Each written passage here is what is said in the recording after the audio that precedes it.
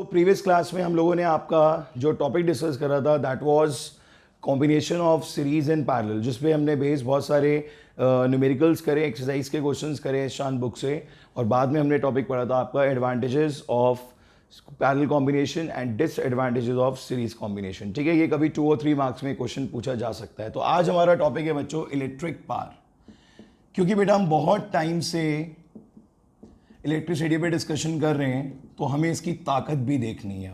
Power means, as you all know, power means ताकत। ठीक है, तो ताकत बहुत ज़रूरी होती है, हर जगह कवर अप करना होता है, हमें पता करना होता है कि ताकत का क्या है यहाँ पे रोल। इलेक्ट्रिसिटी के बारे में आप लोग पढ़ रहे हैं, पावर के बारे में पढ़ेंगे। पावर वर्ड आप लोगों ने क्लास 9 में भी पढ़ा था बच्चों। पावर का मतलब था the rate of doing work is known as power. याद है आप सबको, P is equals to W upon T, where W is work done and T is time. इसकी यूनिट जूल्स, इसकी यूनिट सेकेंड, और इन दोनों से मिलके यहाँ पे इसकी यूनिट क्या बनती थी? वॉट्स। अगर आप लोगों को ध्यान आएगा तो यही होता था यहाँ पे, 1 watt is equal to 1 joule per second. ठीक है बच्चों, तो बहुत सिंपल सी बात है। ये तो बात हो गई फॉर्मूला बेस्ड। इलेक्ट्रिक पावर का मतलब क्या है बच्चों? जहां पर हमारे चार्जेस की वजह से वर्क डन हो रहा है और इस वर्क डन में थोड़ा टाइम कंज्यूम हो रहा है, वहां पर हम वर्ड यूज करते हैं इलेक्ट्रिक पावर। वैसे आपने अपने घर में या कहीं पर भी बहुत बार इस चीज़ को सुना होगा कि इसका पावर कंजम्पशन कितना है। ठीक है, कोई भी इलेक्ट्रिक अप्लाइंसेस होता है तो उसके ऊपर उसका पावर कंजम्पशन ज़रूर लिखा होता है। आप कोई भी अप्लाइंस चेक कर सकते हो, वहाँ पर एक वॉटेज ज़रूर दे रखी होगी कि फ़ैन इज़ ऑफ 60 वॉट या 100 वॉट, बल्ब इज़ ऑफ इतने वॉट, टीवी इज़ ऑफ इतने वॉट, फ्रिज इज़ ऑफ इतने वॉट, वो हर जगह पे मेंशन होता है। ठीक है बच्चों, तो इलेक्ट्रिक पावर क्या है? इलेक्ट्रिक पावर आपका वर्क डन है, और जितना भी वर्क डन हो रहा है टाइम के रिस्पेक्ट में, that gives you the power. अब होता है क्या है कि यहाँ पर जब हम इलेक्ट्रिक वर्ड यूज़ कर लेते हैं तो हम क्या करते हैं, इलेक्ट्रिक पावर के लिए electric energy upon time word use कर लेते हैं। एज यू ऑल नो कि energy and work done is always same. ये सारी बातें आप 9th क्लास में पढ़ चुके हैं कि वर्क के इक्वली होती हैं सारी एनर्जीज। जो भी आपका वर्क डन होगा that is completely equal to the energy. ये बात समझ में आ गई बच्चों? इसके बाद इसमें ये बताते हैं कि अगर आपको कभी भी जैसे कोई बल्ब है या कोई भी इलेक्ट्रिक अप्लाइंस है, सपोज करिए कोई भी आपको एक ट्यूबलाइट दे रखी है, ठीक है, और इसमें इसकी पावर रेटिंग आपको 40 वॉट्स दे रखी है। तो 40 वॉट्स का मतलब क्या है कि 40 जूल्स एनर्जी कंज्यूम कर रहा है इन 1 सेकेंड। कभी अगर आपको डिफाइन करने को आ जाए, what do you mean by electric power of tube light is 40 watts? So it is mean that in 1 second it is consuming 40 joules energy. कितनी एनर्जी कंज्यूम कर रहा है बच्चों? ये 40 joules। ये बात समझ में आ गई आप सबको बच्चों? अगर कभी कभी कोई अप्लायंस ऐसा है जिसकी पावर जो है वो ज़्यादा है, मतलब वॉट से ऊपर बढ़ रही है, तो वहाँ पर हम क्या यूज़ करते हैं? Kilowatt is the bigger unit which is equal to 1000 watts. ये बात भी आप सबको मालूम है बच्चों? ये समझ में आ गया सबके? किसी को कोई डाउट? इसके बाद अब आप ये सोच रहे होंगे कि इस फॉर्मूले में अभी तक एक चीज़ नहीं आई है जिसको हम अभी तक बहुत ज़्यादा पढ़ते हुए आ रहे हैं, दैट इज़ VINR। क्योंकि वोल्टेज, करंट और रेजिस्टेंस के बिना इलेक्ट्रिसिटी में और है ही क्या, है ना? तो अभी आप यहाँ पर अब फिर से देखोगे पावर का यूज़ इलेक्ट्रिसिटी में किस तरीके से होगा, with the help of VINR। ठीक है, ये बड़ा इंटरेस्टिंग है यहाँ पे बच्चों, और इस पर ज़रूर फोकस करिएगा। अभी आप लोगों ने इनिशियली ये पढ़ा that electric power is equals to W upon T। सबने ये चीज़ पढ़ ली बच्चों? क्लियर है आप सबको ये? अब हम बात करते हैं कुछ ओल्ड फॉर्मूलाज की, जैसे V is equals to W upon Q। आप सबने पढ़ा है बच्चों, V is equals to W upon Q। ये आपने इलेक्ट्रिक पोटेंशियल में पढ़ा था, that voltage is equal to work upon charge. ठीक है, इसी को जब आप क्रॉस मल्टीप्लाई करोगे तो W की जगह क्या आ जाएगा? V इंटू Q आएगा बच्चों। ठीक है, इसके बाद आपने एक फॉर्मूला और पढ़ा है, that is Q is equal to I upon T। पढ़ा है बच्चों? या I is equal to Q upon T कर लीजिए। I is equals to current is equal to Q upon T। सबने पढ़ा है ये बच्चों? तो जब आप इसको भी क्रॉस मल्टीप्लाई करेंगे तो Q कितना आ जाएगा? IT। ठीक है, तो एक हमारे पास आया W equals to V upon Q, और Q की जगह क्या आ गया? IT। ये दोनों के दोनों फॉर्मूलाज जो आपने अभी पढ़े, ये पुराने फॉर्मूलाज हैं जिनको हम दोबारा से यूज़ कर रहे हैं। अब इसी वर्क की प्लेस पे हमने क्या पुट करा बच्चों? V into Q upon T. Any doubt?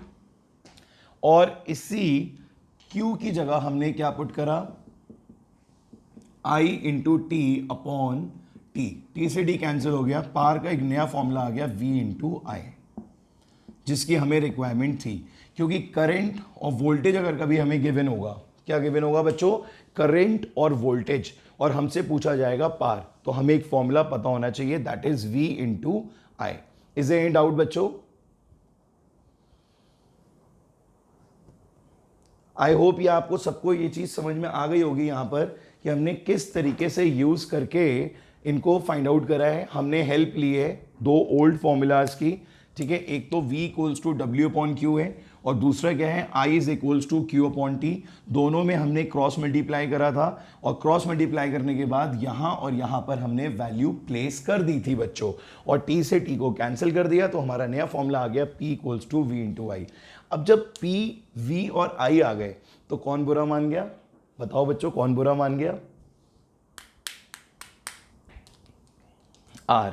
बिल्कुल ठीक बोला आप लोगों ने। जब V और I आ गए तो R कहता है भाई मुझे क्यों छोड़ देते हो तुम लोग, मेरे से क्यों इतनी दुश्मनी रखते हो, मुझे भी तो अपने साथ में लेके चला करो। तो ठीक है, फिर इन्होंने क्या करा, इन्होंने उसको बुलाया और यहां पर इन्होंने यूज करा ओम्स लॉ। हम सब ने पढ़ रखा है बच्चों ओम्स लॉ, पीछे हम पढ़ के आए हैं। देखो फिजिक्स मैं आपको बता रहा हूँ हमेशा से ना इंटरकनेक्टेड होती है। आप कोई नई चीज़ पढ़ोगे, पुराने के बिना आगे नहीं जा सकते, क्योंकि होता ही यही है कि एक चीज़ से भी दूसरी चीज़ आती है, दूसरी से भी तीसरी बनती चली जाती है, ठीक है। तो अभी हम ओम्स लॉ पढ़ चुके हैं, that is equals to V equals to I R. बोलो बच्चों, ये सबको मालूम है ना? अब देखो आर भी आ गया, आर के लिए क्या करा, P is equals to V की प्लेस पे हमने क्या पुट कर दिया, आई आर, ठीक है। और यहां पर भी हमने क्या पुट कर दिया, आर। तो ये हो गया P is equal to I R square, ये आई होगा बच्चों, और ये हो जाएगा आई स्क्वायर आर। तो P is equals to I R square. एक और फॉर्मूला आ गया किसके साथ, आर के साथ। अब कभी भी आपको पार फाइंड आउट करना है और क्वेश्चन में क्या गिवन है, I and R, so you just simply use P equals to I square R. बोलो बच्चों, कोई डाउट यहां पर? आ गया आर भी? ठीक है। अब क्या हुआ, यहां पर आर किसके साथ आया, बोलो बच्चों, यहां आर किसके साथ आया, आई के साथ, ठीक है। बट आई और आर की तो आपको पता है पटती नहीं है कभी भी, आई और आर तो हमेशा दुश्मनी में रहते हैं। तो इन्होंने क्या करा, एक और चीज करी कि V equal to I R को इन्होंने किस तरीके से यूज करा। अभी तो इन्होंने डायरेक्टली V की वैल्यू पुट कर दी, अब इन्होंने आई को हटा दिया, तो V upon R is equal to I हो जाएगा, ठीक है। तो यहां पर जब फिर से हम वैल्यू पुट करेंगे, V तो V ही रहेगा, बट I की प्लेस पे क्या आ जाएगा, V अपॉन आर। तो एक और फॉर्मूला बन गया V स्क्वायर अपॉन आर, ठीक है। तो ऐसा करते करते हमारे पास पार के 3 फॉर्मूलाज आ गए। अब कभी कोई प्रॉब्लम नहीं आएगी हम लोगों को, जब कभी भी हमें कुछ भी फाइंड आउट करना होगा बच्चों, जब कभी भी हमें कुछ भी फाइंड आउट करना होगा तो उस केस में हम क्या करेंगे, अपनी रिक्वायरमेंट देखेंगे और अपनी जो भी गिवन चीज़ है उस पर फोकस करेंगे कि हमें गिवन क्या दे रखा है बच्चों, ठीक है। अगर हमें ये चीज़ गिवन दे रखी है कि V और I है हमारे पास, ठीक है, तो हम हमेशा क्या करेंगे, V और I के लिए कौन सा यूज़ करेंगे, ये वाला, ठीक है। अगर कभी हमें क्वेश्चन में I और R दे रखा है तो हम कौन सा यूज़ करेंगे, ये वाला। अगर कभी क्वेश्चन में V और R दे रखा है तो हम कौन सा यूज़ करेंगे, ये वाला, ठीक है। तो इस तरीके से हमारे पास पार के 3 फॉर्मूलाज हो गए। अब इन्हें हम साइड से एक बार लिख लेते हैं कि अगर न्यूमेरिकल्स में हमें इसे यूज़ करना पड़ेगा तो हमें ज़्यादा दिक्कत नहीं आनी चाहिए। तो पहला हो गया P is equal to V into I, P is equal to V square upon R, and P is equal to I square into R, ठीक है बच्चों, ये समझ में आ गया सबके। मैं एक बार जल्दी से आपको ये वाली चीज फिर से सिखा देता हूं कि ये फॉर्मूलाज कैसे बने थे, ठीक है। जब 2 बार सीख लेंगे ना तो आप खुद बना लेंगे, थर्ड टाइम में आपको बिल्कुल भी दिक्कत नहीं होगी। सबसे पहले आपने ये P equals to V into I find out करा, ठीक है। चलो पूरा ही करा देते हैं एक बार दोबारा से, और मजा आएगा आपको। 2 बार समझ लेने से हमेशा बेनिफिट मिलता है इस टॉपिक में, आप कंफ्यूज नहीं होंगे, पजल नहीं होंगे, ठीक है। ये तो अब आपको पता लग गया कि पार के 3 फॉर्मूलाज हैं, लाने कैसे हैं, एक बार मिलके फिर से एफर्ट्स करते हैं। P equals to V into I, P equals to V square upon R, and P equals to I square upon R, ठीक है बच्चों।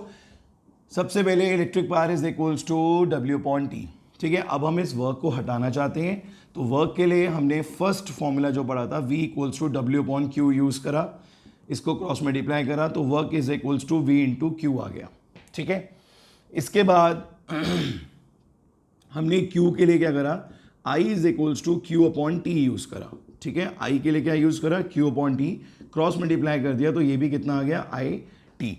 अब इन दोनों को हमने यहाँ पर पुट करा तो वर्क की प्लेस पे आ गया V into Q upon T, right.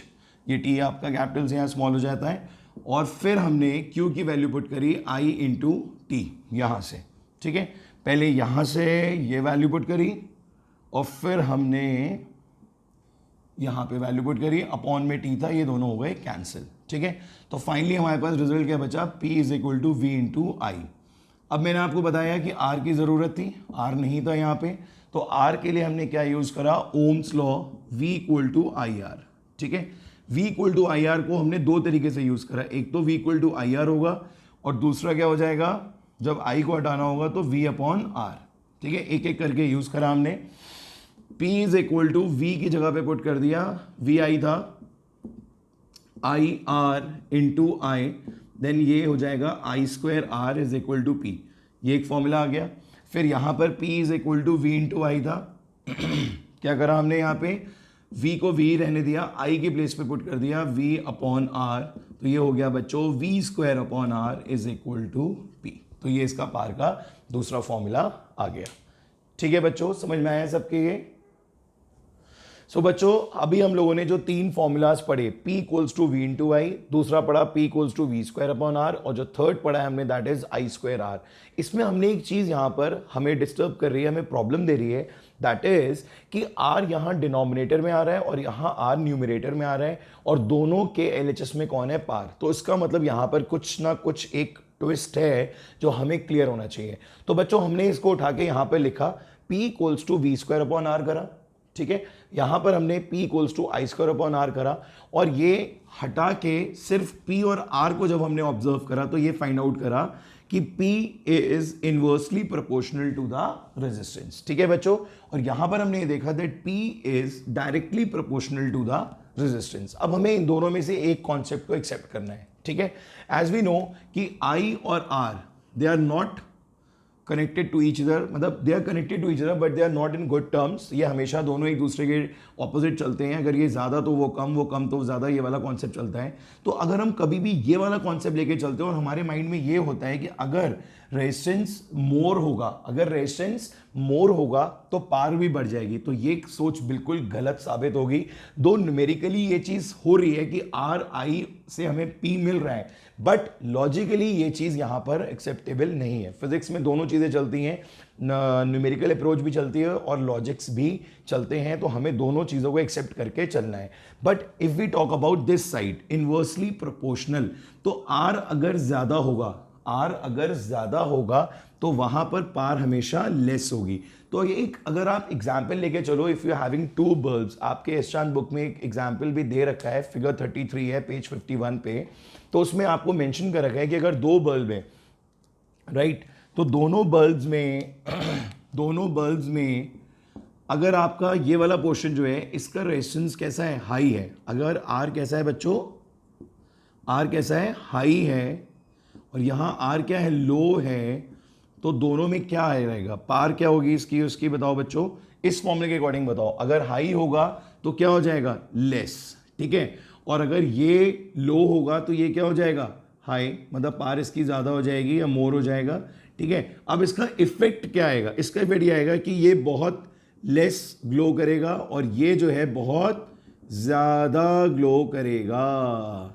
ठीक है, तो इसका ग्लो क्या हो जाएगा, मोर, और इसका ग्लो क्या हो जाएगा, लेस। सही लिखा है मैंने बच्चों, बात समझ में आ गई।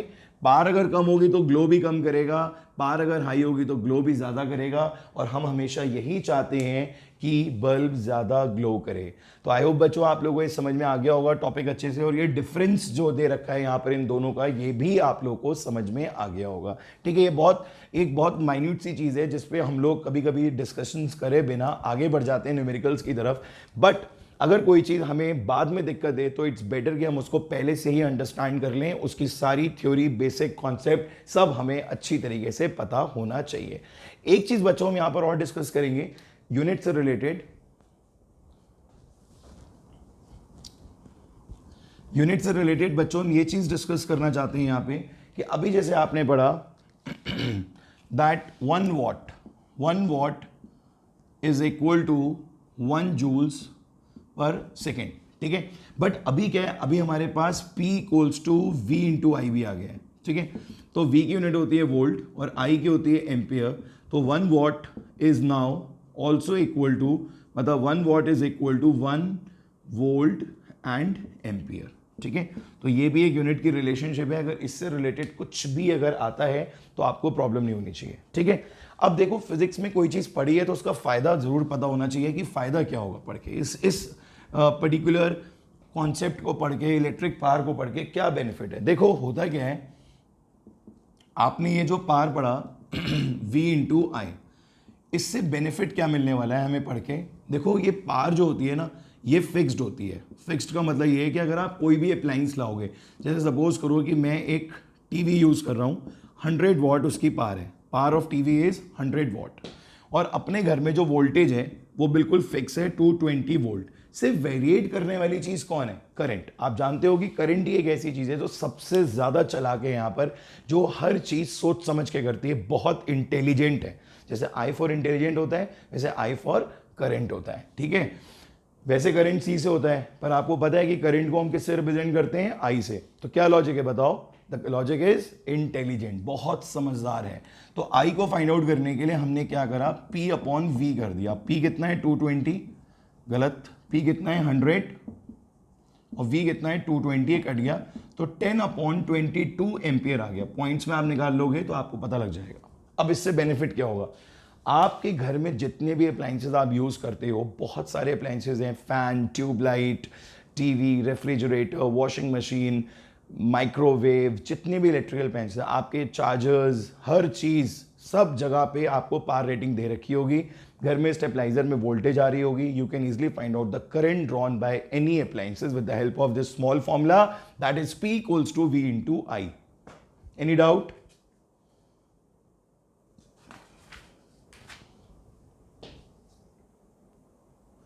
तो बच्चों अब हमें स्टार्ट करने हैं सैम्पल प्रॉब्लम्स। सैम्पल प्रॉब्लम ज़्यादा नहीं है, अगर हम एस्ट्रॉन बुक के अकॉर्डिंग करते हैं तो we have only 3 sample problems. पहले क्वेश्चन में हमसे कह रहा है बच्चों, एस्ट्रॉन बुक हो गया आप सबके पास, this is the most important book. Physics पढ़ने के लिए इससे अच्छी और कोई बुक नहीं है, ठीक है। Language is very easy, sample problems are very easy, और एट लास्ट जो एक्सरसाइजेस दे रखी होती हैं वो तो बहुत ही ज़्यादा बेनिफिशियल रहती हैं। जो स्टूडेंट्स उन एक्सरसाइजेस को पूरी प्रॉपर तरीके से कंप्लीट करता है, very short, long, hots, MCQ, तो बस आप ये समझ लीजिए आपका टॉपिक जो है वो 98% तैयार है। 2% कुछ भी आ सकता है। एग्जामिनर की सोच है, वो कुछ भी क्वेश्चन फ्रेम करके आपको दे सकता है, ठीक है। तो बच्चों पहला क्वेश्चन क्या है हमारा? आप क्वेश्चन पढ़ोगे ना तो आपको यूनिट से बहुत हेल्प मिलती है, हमेशा ध्यान रखना इस बात का। If in question it is given that the electric bulb of power is 40 watts, ठीक है, and it is connected to 220 volt. ये बिल्कुल वैसा ही क्वेश्चन है जो मैंने भी आपको कराया था। Power of bulb is 40 watts and it's V is 220 volt. कह रहे करंट ड्रॉ बताओ कितना होगा। अब फॉर्मूला हमारे पास है तो हमें किसी चीज़ की जरूरत नहीं है, हमें बस सिंपली फॉर्मूला अप्लाई करना है, P upon V। So that is 40 upon 220। इसको सॉल्व करके एम्पियर में आपका आंसर आ जाएगा। सैम्पल प्रॉब्लम 2 में क्या कह रहे हैं बच्चों? रीड करिए क्वेश्चन को प्रॉपरली। ये कह रहा है इलेक्ट्रिक बल्ब है जिसकी रेटिंग दे रखी है आपको, ये रेटिंग भी कहलाती है, ओके। वोल्टेज और पावर जब एक साथ दे रखे होते हैं, मोस्टली अप्लाइंसेज में ऐसे ही लिखा होता है 220 वोल्ट एंड 100 वॉट्स। आज चेक करिएगा एक दो अप्लाइंसेज में तो आपको समझ में आ जाएगा। बट क्योंकि हम यूनिट्स में बहुत एक्सपर्ट हैं, हम फिजिक्स को कंप्लीटली न्यूमेरिकल्स में यूनिट्स के अकॉर्डिंग ही समझते हैं। थ्योरी में कुछ भी लिखा हो, हमें सिर्फ और सिर्फ यूनिट से ही पता लग जाता है कि क्या चीज़ गिवन है, क्या चीज़ गिवन नहीं है। बोलिए ऐसा है या नहीं बच्चों? तो बच्चों यहां पर V इक्वल टू 20 वोल्ट दे रखा है और P कितना हो गया? 100 watts. Now we can easily find out the resistance. They asking about the power consumed in it. अच्छा ये कह रहे हैं यहां पर कि when it is operated on 110 volt the power consume will be. Options भी दे रखे हैं ABCD। तो बेटा अगर आपको इसको 220 की जगह 110 वोल्ट पे करना है, मतलब V2 is 110 volt and they are asking about P2, right. So we have V1, P1, but we don't have P2. We have to find out power when the appliance is connected at 110 volt. तो अब इस case में हमारा mind, हमारा concept पीछे से ही clear है बिल्कुल, that in such type of questions only and only one thing is same, that is resistance. Resistance is not going to be changed. तो you can easily find out the resistance बच्चों. आप लोग resistance find out कर लेंगे. Resistance find out करने के लिए मैं ये वाला फॉर्मूला उठाऊंगा, क्योंकि वी हैव आर, आई का तो कोई यहाँ पे डिस्कशन ही नहीं है. So this formula will help us. P equals to V square upon R. At the place of V put 220 into 220 two times, and at the place of R we put only R, and at the place of P we put 100. तो ये दोनों zero तो इससे cancel हो जाएंगे. Are आ जाएगा हमारा 22 का स्क्वायर, दैट इज 484 ओम. ठीक है बच्चों, अभी हमें दोबारा से आर जो है यहाँ पर यूज करके P2 फाइंड आउट करना है. We again use the same formula for P2. V इस बार आप लोगे बच्चों 110 और R कितना ले लोगे 484. इसको सॉल्व करोगे आपको पार जो है वो वॉट्स में मिल जाएगी और आपका आंसर आएगा 25 वॉट्स. ऑप्शन जो भी 25 वॉट्स वाला होगा वो आपका करेक्ट ऑप्शन यहां पर लिया जाएगा. ठीक है बच्चों, इसके बाद सैंपल 3 देखेंगे. एक छोटा सा क्वेश्चन है, बिल्कुल बहुत सिंपल सा क्वेश्चन है. हमें थोड़ा सा कंफ्यूज करने की कोशिश कर रहे हैं, बट ये तीनों चीजें अब हमारे माइंड में फिक्स हो चुकी हैं, तो अब हमें कोई कंफ्यूज नहीं कर सकता. आप न्यूमेरिकल देखिए, ऑप्शंस दे रखे हैं, कह रहे हैं कौन सा यहाँ पे पार नहीं है. तो बेटा बिल्कुल क्लियरली विजिबल है, that is I R square is not equal to पार. देखिए बच्चों ये दे रखा है यहां पे. So option B is the wrong. ठीक है, अब हमारा जो नेक्स्ट टॉपिक है that is an important formula for calculating electric energy. बेटा नेक्स्ट टॉपिक स्टार्ट करने से पहले मैं आपको कुछ ये बता दूं कि इसकी जरूरत क्या है. देखो मैंने आपको बताया physics is all about chain. हम स्टेप बाय स्टेप आगे बढ़ते हैं और हर चीज़ को एक दूसरे से कनेक्टेड वे में पढ़ते हैं. ये मैं आपको स्टार्टिंग से बताते हुए आ रहा हूँ. कहानी की तरह लेके चलोगे तो फिजिक्स पढ़ने में मज़ा आएगा, बर्डन नहीं फील होगा. ठीक है, जब हम कोई स्टोरी सुन रहे होते हैं या देख रहे होते हैं या रीड कर रहे होते हैं तो हमें बहुत ज़्यादा एक्सपेक्टेशन रहती है कि नेक्स्ट स्टेप क्या होगा यहाँ पर. ऐसा होता है, ठीक है, वो बात अलग है. अब हम फिजिक्स पढ़ रहे हैं तो ये पढ़ाई है तो बोरिंग है, या ये है या वो है, ऐसा कुछ नहीं है.